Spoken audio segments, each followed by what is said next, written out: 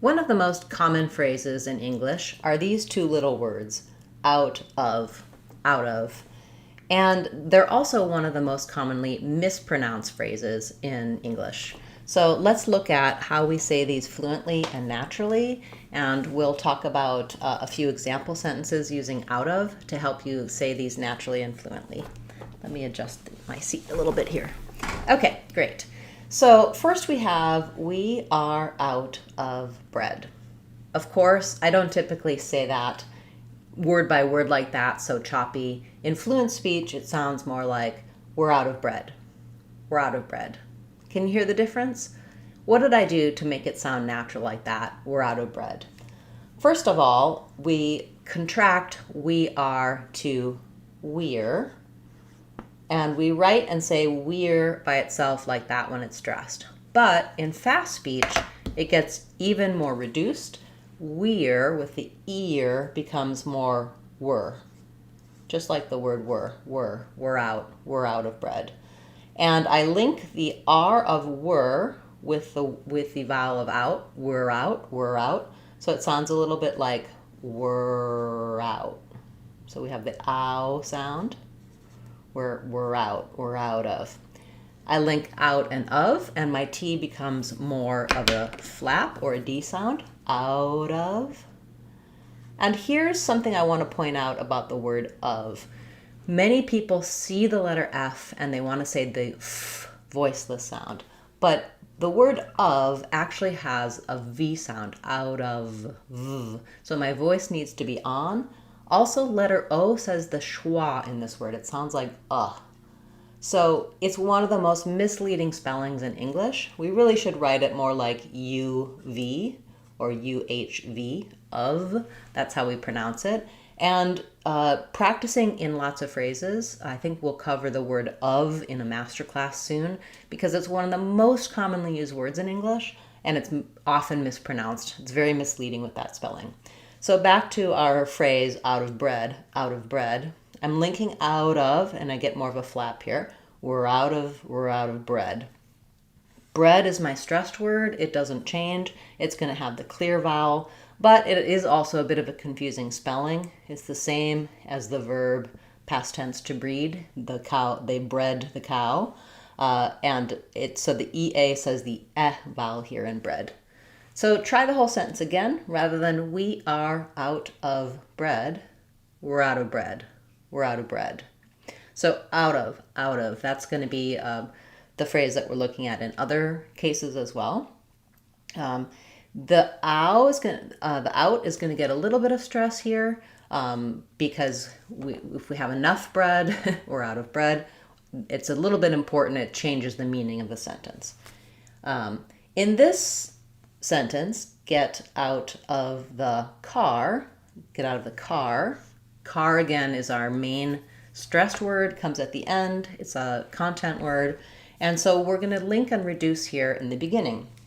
So for get out of, we still have our same out of with the ow linking, the T linking, out of. And then again, our v sounds. And then I also can link get to out, get out of the. So I would say kind of thinking of that as get out of. And then my the is also short and unimportant, has the schwa sound. So we have 4 syllables there that are about the same length as the word car. Get out of the car, get out of the car. This might seem difficult to say that fluently and smoothly.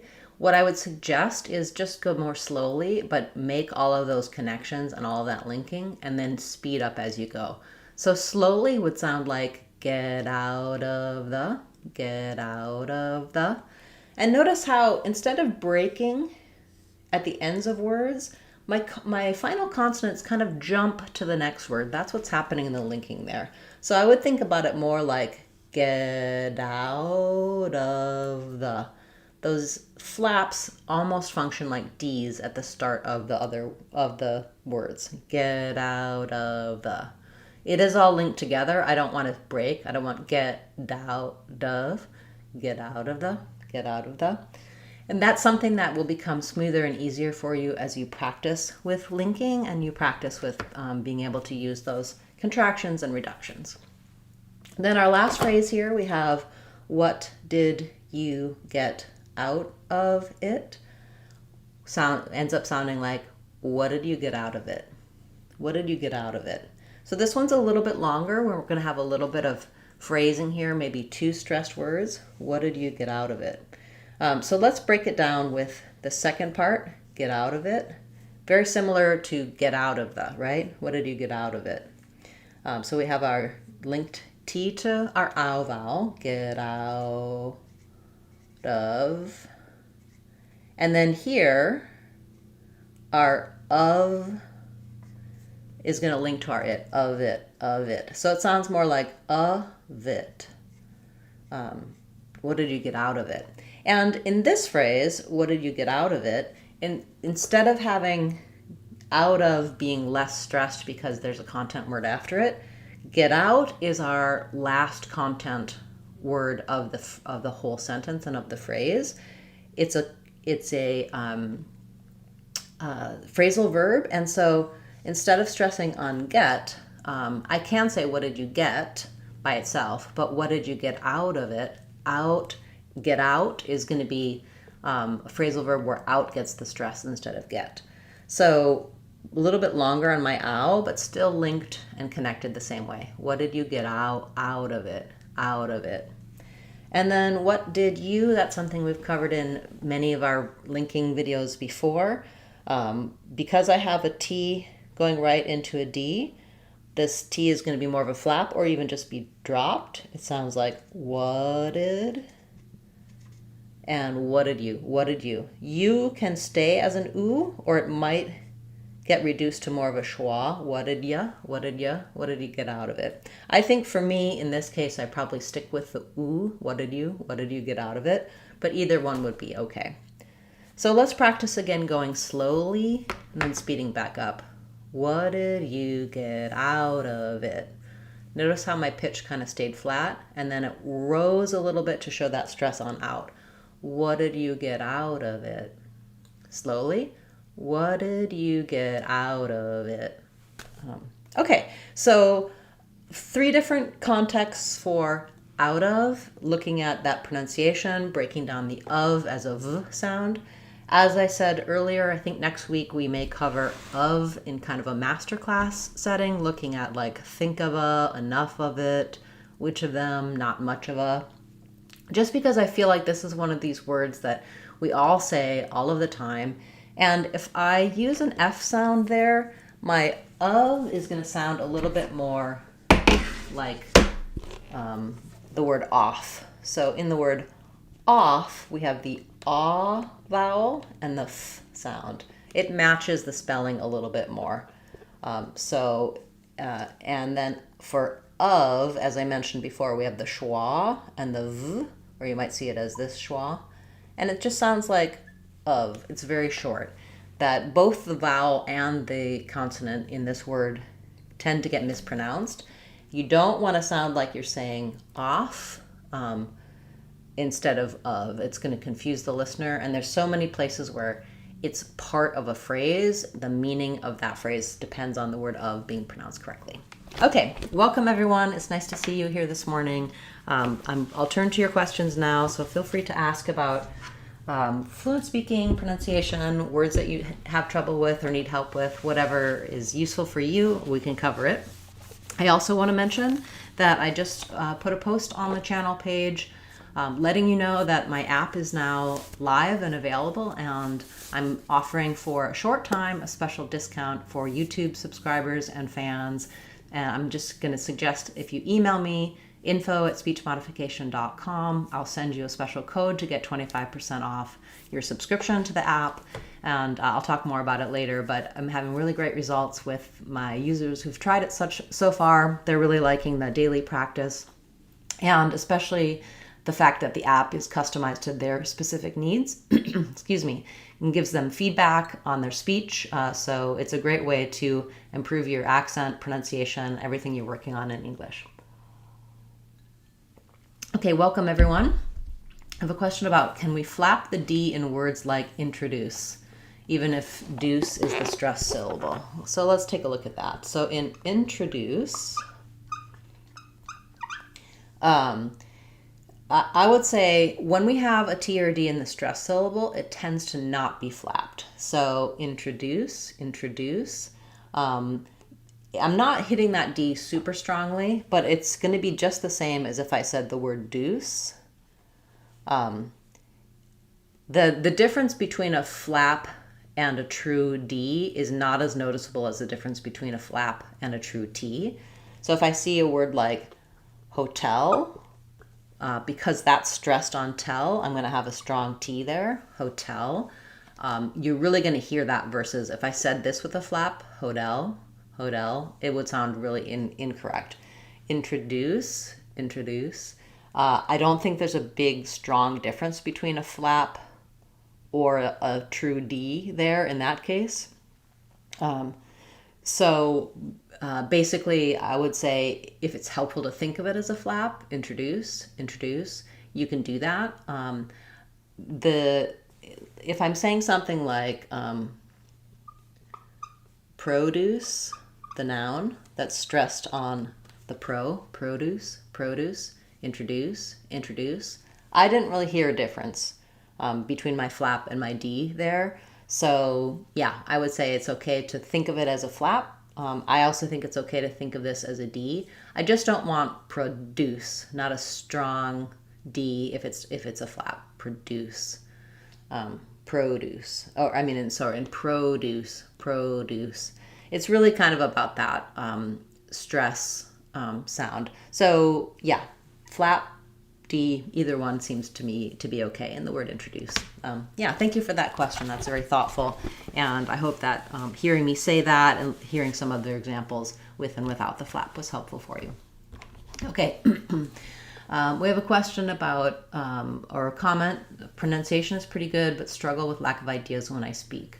Okay, so what I recommend to improve that when you're struggling to kind of come up with the right words or your ideas is it may be that you don't have enough opportunities to practice that in real life. So finding more opportunities to speak with people, generally those kinds of skills, we just have to do it more to get better at it. If you don't have a lot of opportunities to speak in real conversations with people, then I usually recommend speaking out loud, starting by thinking your thoughts in English and expressing your thoughts, because most of the time we don't really think fully in language. We think in ideas, we might think in our native language. So the more I can get my brain using language and constructing sentences, the more I work those sort of brain pathways that need to pull words together and turn it into speech. So you can think about all the steps along the process between taking a thought and making it into speech. And the more you practice those steps, the better. Now, sometimes you might feel it's hard to just express or just talk in general, say your thoughts out loud. So some other things that you can do are watch a television show or a movie. And when the characters are having a conversation, when one character says something, pause the show and respond as though you were the other character. It doesn't matter if you're saying exactly what that character said, but it puts you in the context of having to take turns in a conversation. So it kind of places the same demands on your brain, except for you can pause and take as long as you need to think. Another thing I suggest is reading books, news articles, whatever you want to read. Read a little bit and then try to put what was in that article or that book into your own words. So you're going to summarize and express whatever you were reading about. It's basically the same idea, except for it gives you a little bit more ideas of what to talk about, as opposed to just when I tell people, well, just talk out loud. Sometimes, again, then it's hard to know what to say. So it gives you a little bit of material and subject matter to be talking about, to practice at a slightly easier level, so that when it comes to real life conversations, you've been through some of those steps that you need to have the words come to you more easily. I also would highly recommend getting my app for that, because it has a conversation feature where you can, it's a part of the daily practice, and it integrates with what you're working on accent, but you can also just go to the coach tab and say, let's have a conversation.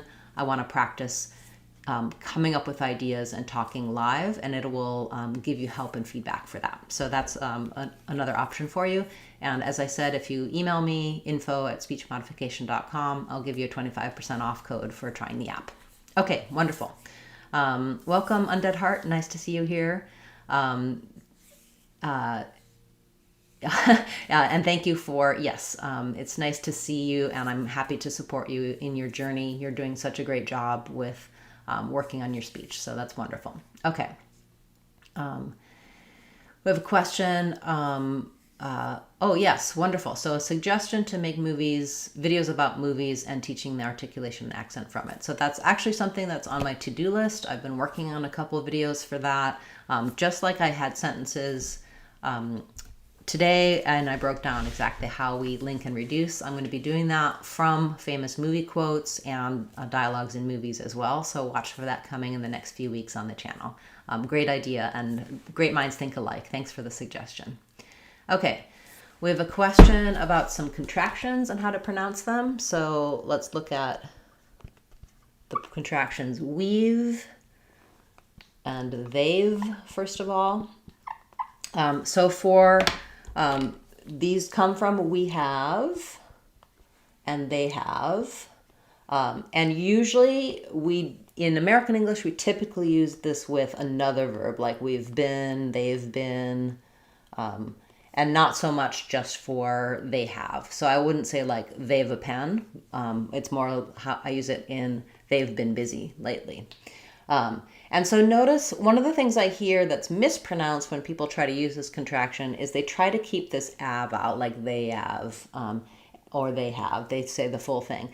And so it actually is just the A diphthong and the V sound. So thinking of it more as just they've, or you can think this way, they've, rhymes with the word like crave. They've been, excuse me. So not two syllables, just one syllable. They've been, they've. And same thing with we've. It's actually the exact same pronunciation as this word to weave. Or you can think about it like we've been busy. We've been busy. We've been going there. We've liked that. We've had that before. So usually these are used with another verb, and they're one syllable rather than two. Great, that's a good question about contractions. And I'll come back to some of your other contractions in a moment. I want to make sure I get to everyone's questions today, but thank you for your for being here week after week and asking your good questions. It's really helpful for other people as well as you, I'm sure. Okay, we have a question about how to pronounce itinerary. So this is one that I always have to go a little slow on because I don't find it super simple to pronounce myself in sentences. So let's look at how to pronounce itinerary. First of all, it has itinerary. It has 5 syllables. It looks kind of more like it would have fewer syllables than that, so that's part of what's tricky. The main stress is on the tin syllable. It has the I vowel, but we have some secondary stress on the I. So instead of an I sound here in the unstressed syllable, it does have the full I diphthong. I'll write that out for you with I, like in night or right. And then we have our stress is on tin. And then letters ER are going to say the sound. Letters AR are going to say the air diphthong. And then finally we have an E at the end. So it's going to be itin, air, E. But it's not choppy like that. I'm not saying itin, air, E. Obviously that doesn't sound smooth. And so as I do itinerary, this is the part that's most difficult for people. Those R's need to connect the syllables. So I would start, even though this is stressed on tin, itin, most people don't have too much trouble with that. Oh, and notice how the T is a true T. It doesn't get flapped, itin. That's because the stress falls there, just like our earlier example of hotel. So to break this one down and get it smoother, what I personally did to be able to say it more easily is just, I practiced with ~ery. So you can think about it almost, it can also be thought of as rare e. The air and the r's connect, so ~ery.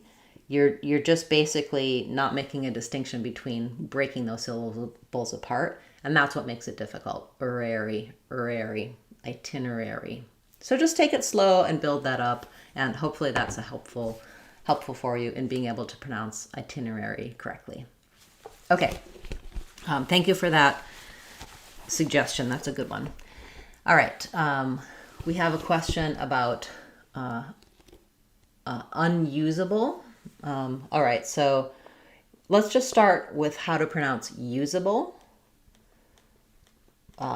Because I think when we look at words that have an un at the start, you want to be able to pronounce the root word and then build it to the un. So in usable,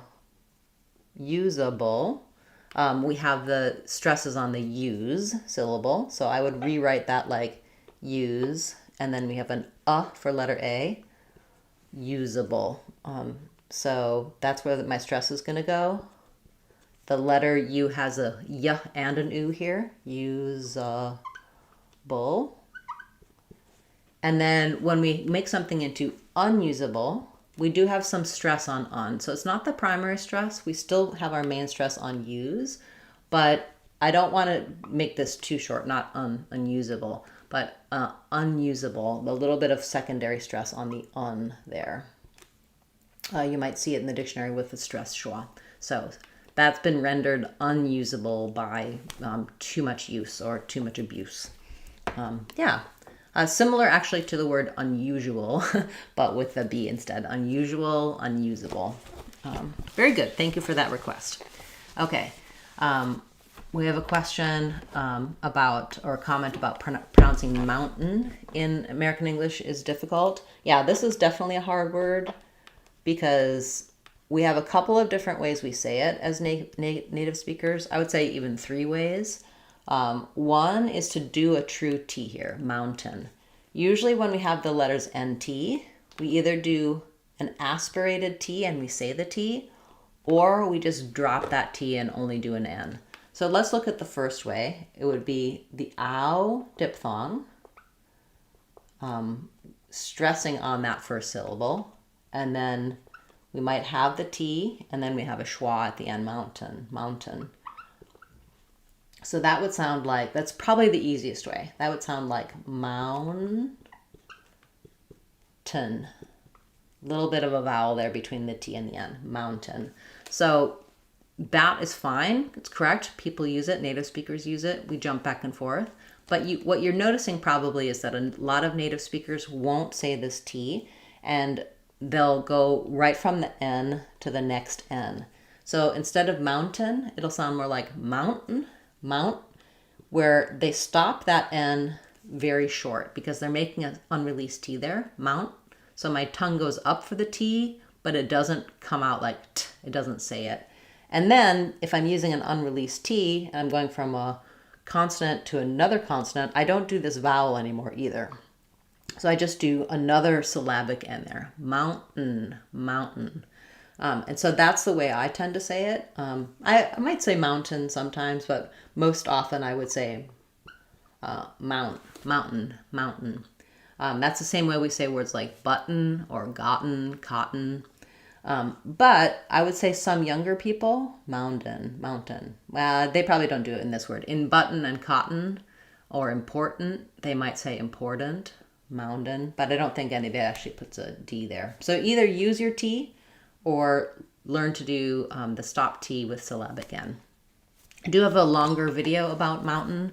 I'll put that in the description and in a comment after class so that you can click on that and check it out. And also I would suggest look at words like cotton, gotten as well, or important. Those have that same kind of patterns, and you may find those words difficult if mountain is difficult. Not to give you more things to have difficulty with, but if you work on any of those words, it should help you with that pattern overall, I hope. Okay, thank you for being here and for your question. Okay.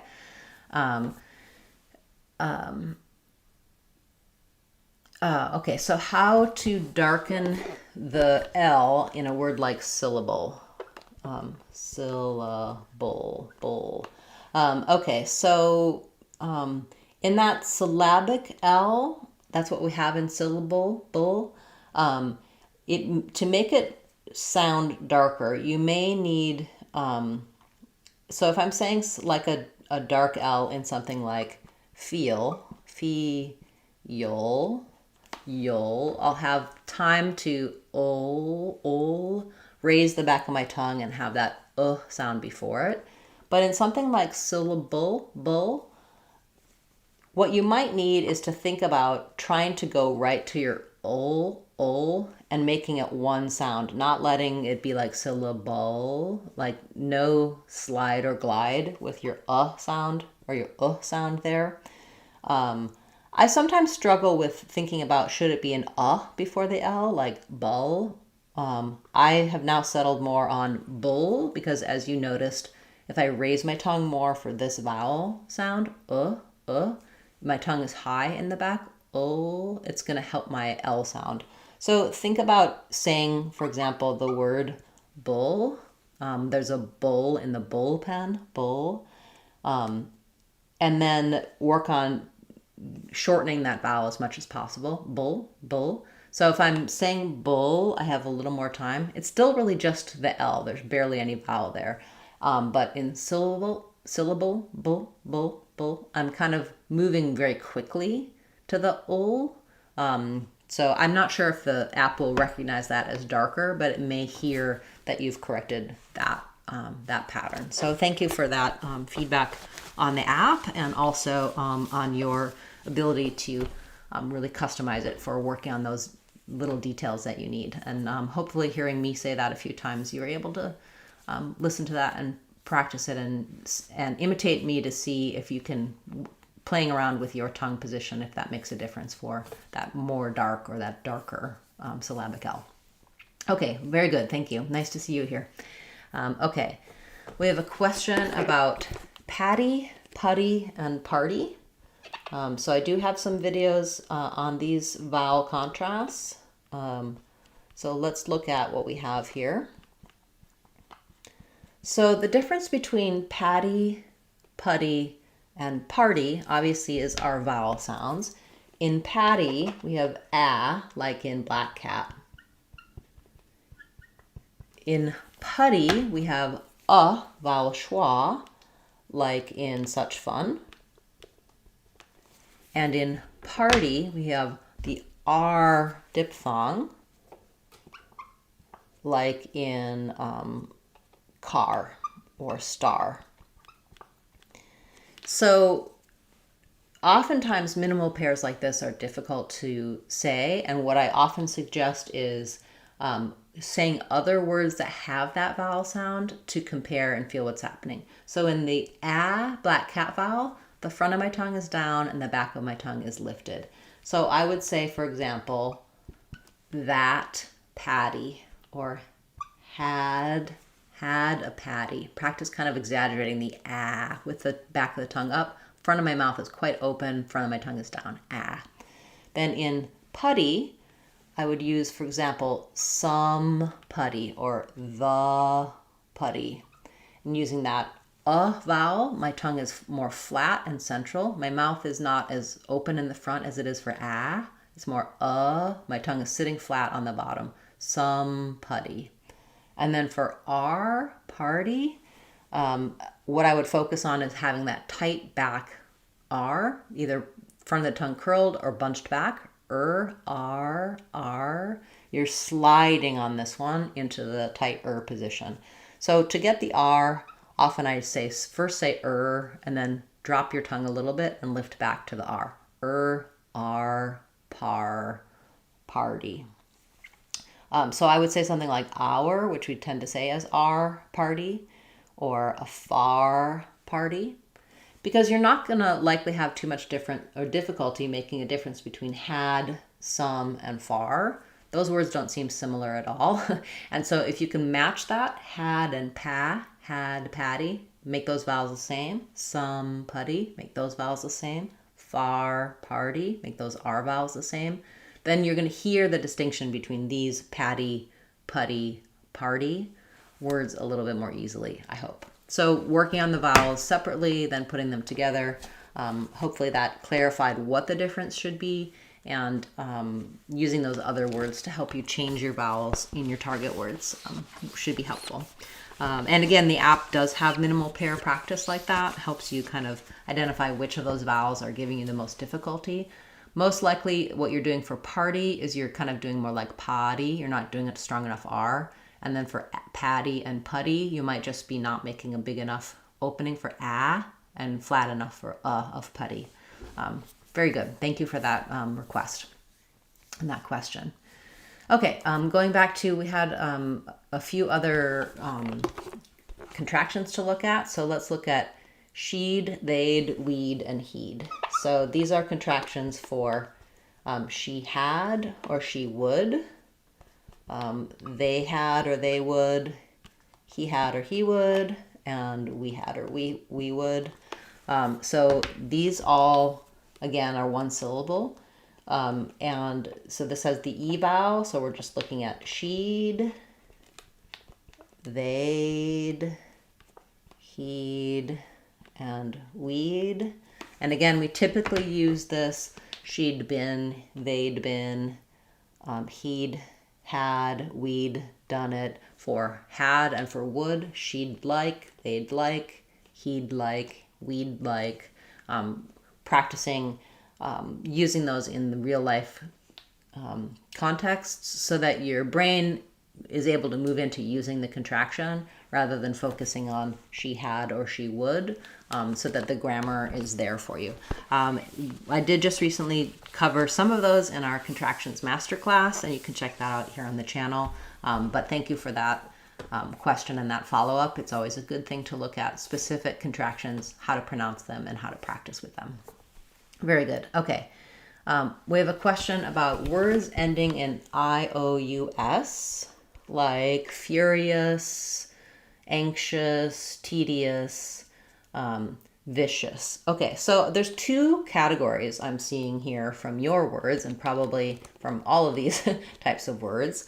So in something like anxious, the shus is just one syllable. So this sounds like anxious, anxious. So this is a schwa or even an I sound, shus or shus, anxious. It's a very reduced vowel, and it's just one syllable with the stress on the first syllable. That is also true for vicious, which would sound like vicious. So the sh is probably part of the second syllable because it's coming from the letter I, vicious, anxious. But when we go to furious or tedious or victorious, then we'll have ious, two syllables, and a different pronunciation of that prefix ious. So in tedious, for example, we have t,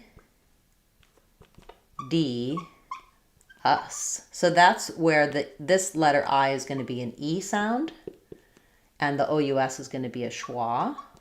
Here, letter I is going to be the SH sound, the sh, and then we still have the same schwa for the us. So tedious, your other word was furious, same idea. We have fur, us.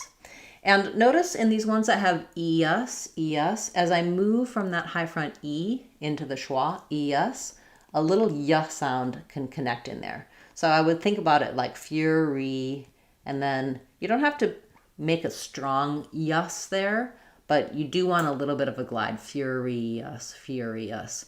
So that's what makes that for sure be two syllables, eus, that vowel to vowel linking. Anxious, anxious, just one syllable, no vowel linking, and more of a consonant sound for that letter I than a vowel sound.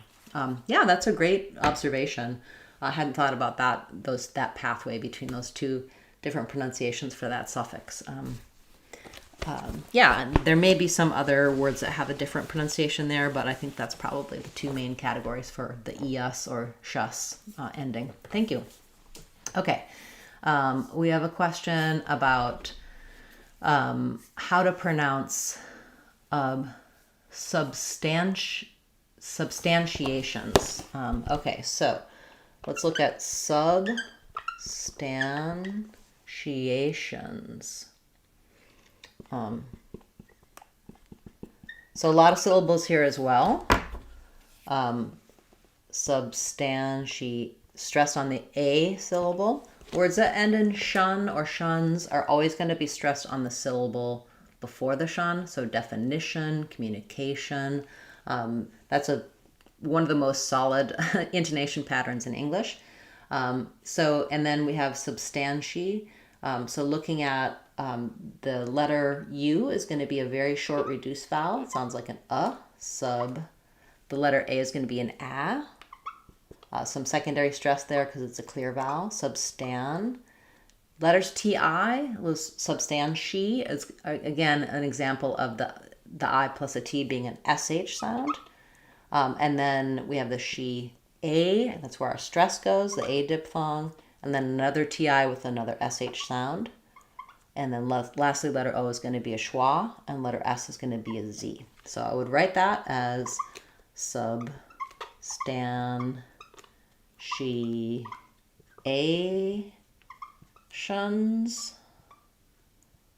And between my she and my A, again, vowel to vowel linking there, she a, just a natural little gliding y sound that happens. You won't see it in the IPA in the dictionary, but it's there. It's a little y sound, substantiations. Yeah, that's a mouthful, definitely. So I hope that breakdown helped you say that more easily.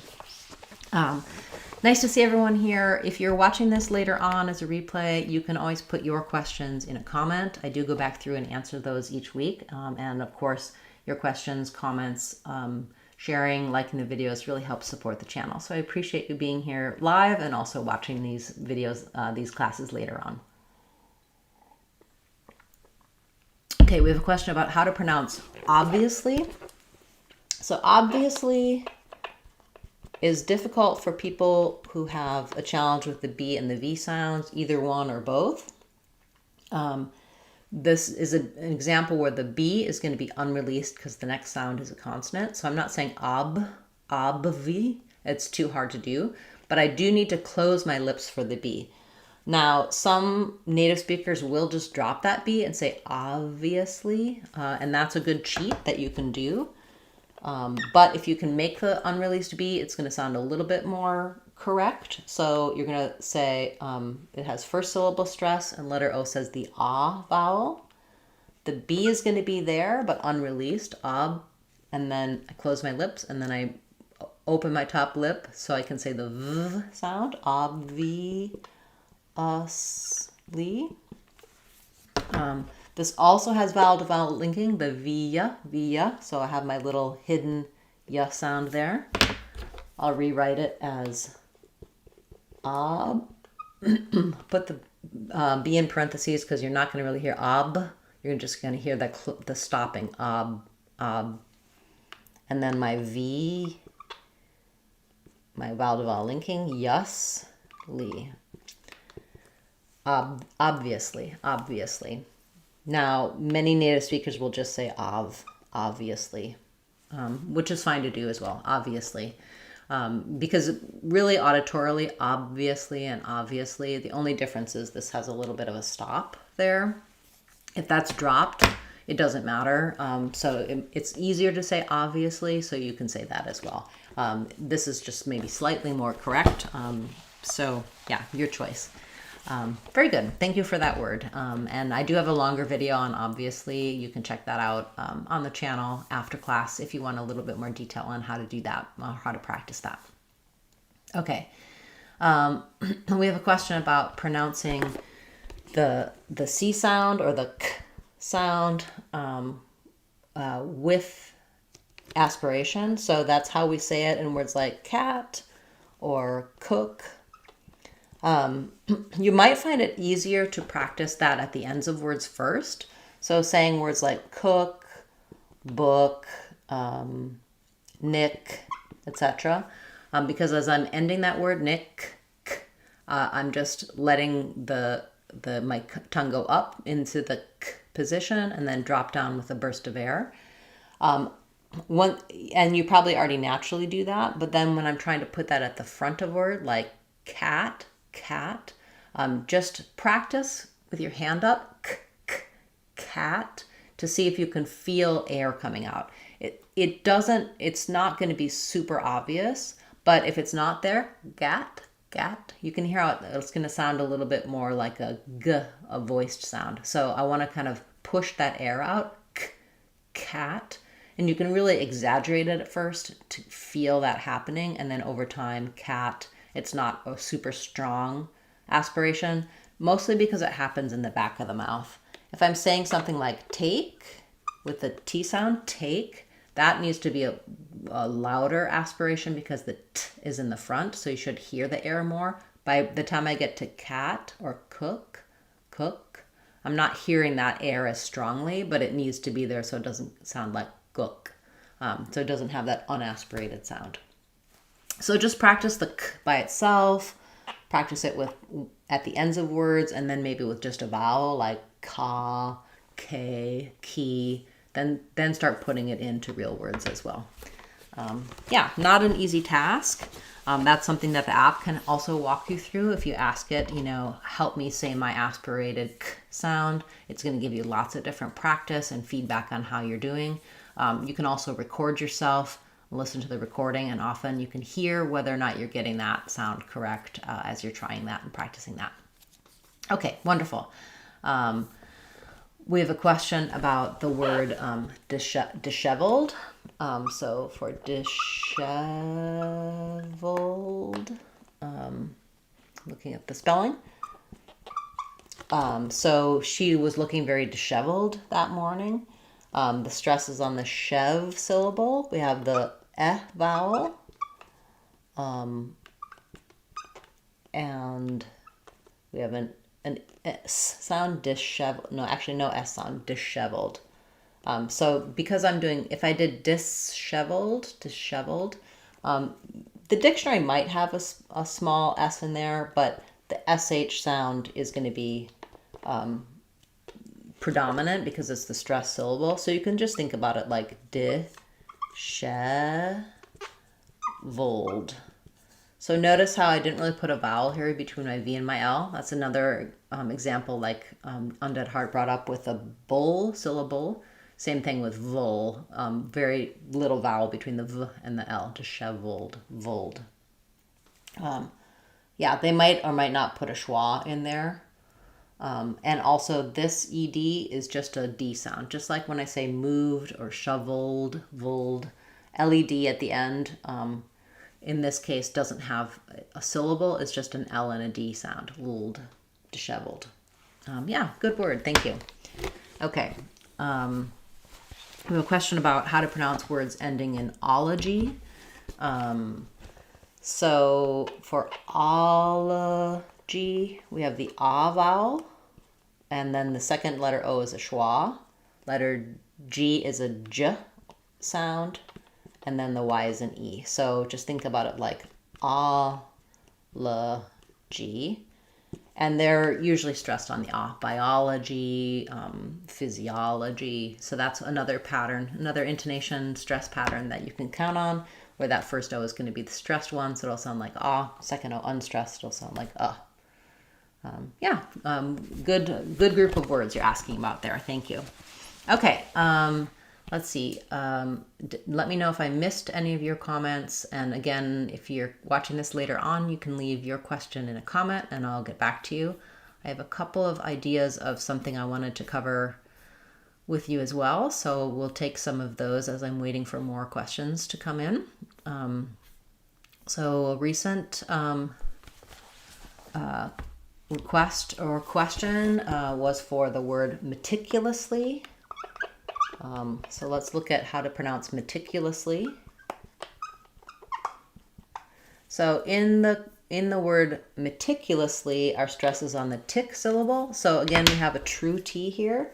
It's going to sound like, it's going to have the burst of air, metic. Letter E is going to be the unstressed M, the schwa sound.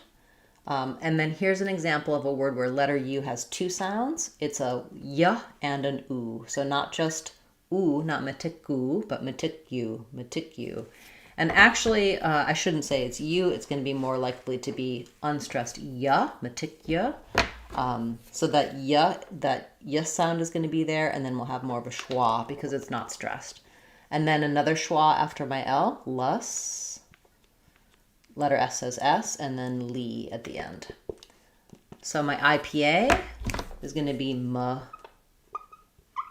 tick, ya, lus, li. My pronunciation, meticulously, meticulously. So he works very meticulously with a lot of attention to detail. Okay. We have a question about how to pronounce pal and pale.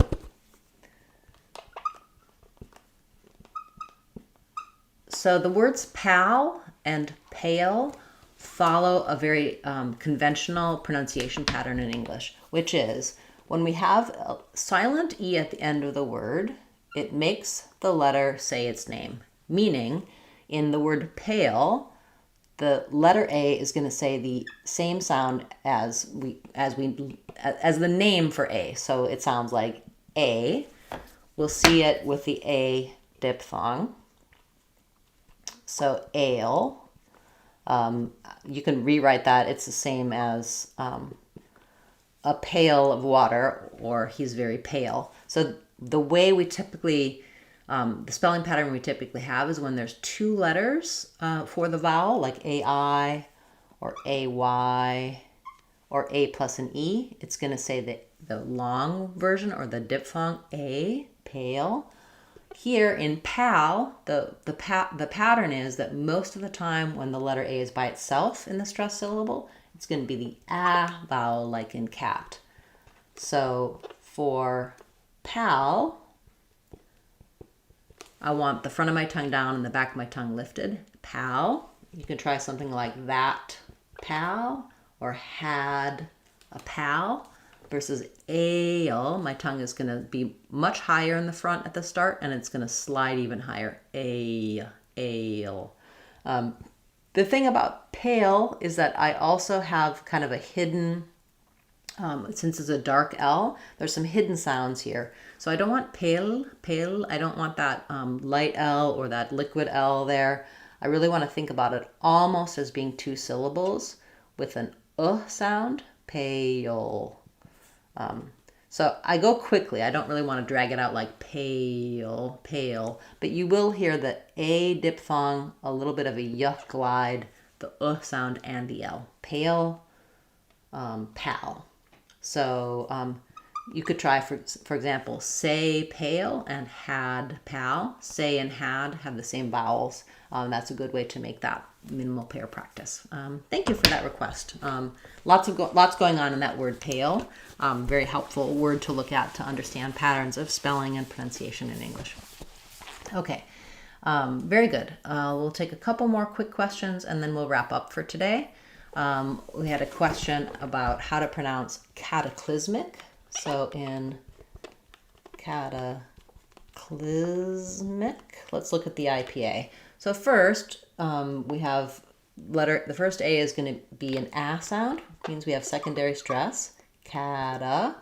That T is going to be flapped because it's between two vowels and it's followed by an unstressed syllable. Because the A is unstressed, it'll be a schwa, cata. Our stress is on the clis syllable, so we'll have Y in this word says the I sound, clis. Letter S says the Z sound. And then finally, mic, unstressed at the end, another unstressed I sound. So writing that out, it's going to look like cataclysmic.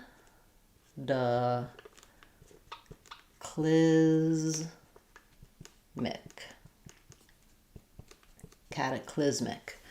So there was a cataclysmic event. It would be cataclysmic if the volcano were to erupt. Okay, very good. So nice to see so many of you here this morning. I think we'll take wrap it up there for today, and I'm looking forward to seeing you in Tuesday's new video, that'll be coming out, and also next Saturday we'll have our live class again. Thanks so much for your great questions, for your participation, and for being part of the channel. I really appreciate your support. I'm Christine Dunbar from speechmodification.com. Remember, if you want to sound like a native speaker, you can do it. speechmodification.com. Bye everyone. Thanks for a great class today.